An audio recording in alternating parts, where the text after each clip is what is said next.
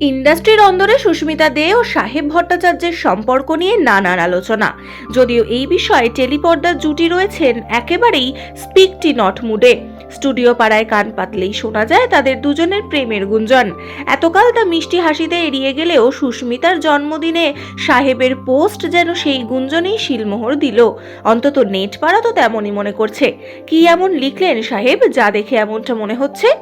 এদিন সুস্মিতার সঙ্গে একটি ছবি পোস্ট করে সাহেব লিখলেন, হয়তো আমাদের এই যাত্রা পথ দীর্ঘ হবে, কিন্তু এও জানি যে তোমার সঙ্গে সেই পথ চলা খুব সহজ ও সচ্ছল হবে। সমস্ত ওঠাপড়ায় পাশে থাকব, নির্ভরযোগ্য আশ্রয় হব তোমার, আর তোমার সমস্ত বিরক্ত করাকেও আমি সহ্য করে নেব। তুমি শুধু তোমার হাসি মুখটা ধরে রেখো চিরটাকাল। তোমার এই হাসিটাই আমার কাছে সব থেকে বেশি গুরুত্বপূর্ণ।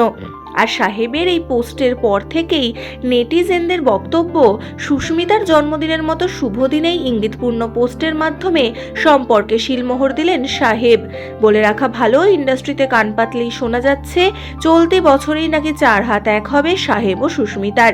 যদিও তারা দুজনে এই নিয়ে এখনো কিছু জানাননি। শুটিং ফ্লোর থেকে শহরের বাইরের নানা অনুষ্ঠানে, এমনকি বিদেশের মাটিতেও একসঙ্গে দেখা গিয়েছে তাদের। সমস্ত জল্পনার মাঝে তারা ভালো বন্ধু হিসেবেই পরিচয় দিয়েছেন।